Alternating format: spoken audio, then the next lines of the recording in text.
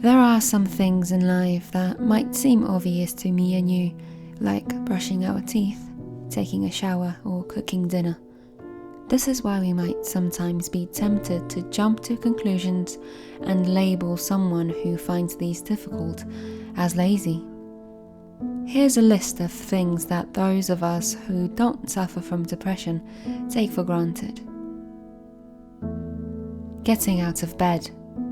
You might get a bit mardy if you didn't get enough sleep and have to get up early, but it's nothing a cup of coffee won't fix.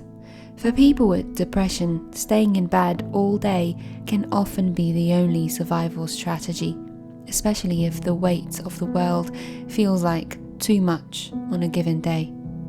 Depression can manifest as both mental and physical fatigue, and sometimes it lasts for weeks or even months. Performing small tasks. Writing an email that would usually take just 5 minutes and be forgotten in seconds by a healthy person can lead to literally feeling burnt out when you suffer from depression. This is why some people will need to take breaks after seemingly simple tasks. Resting is the only way they can move forward. Socially withdrawing. It might seem like your loved one is avoiding you or isn't putting enough effort into your relationship.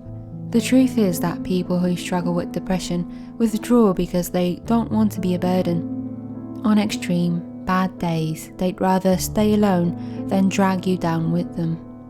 The other thing is that socializing can sometimes be energetically draining. So on a difficult day, people with depression simply don't have it in them to engage in any interactions.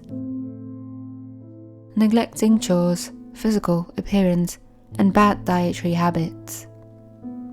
As I've mentioned before, things that seem so very obvious to you can seem like an insurmountable task to those who suffer from depression.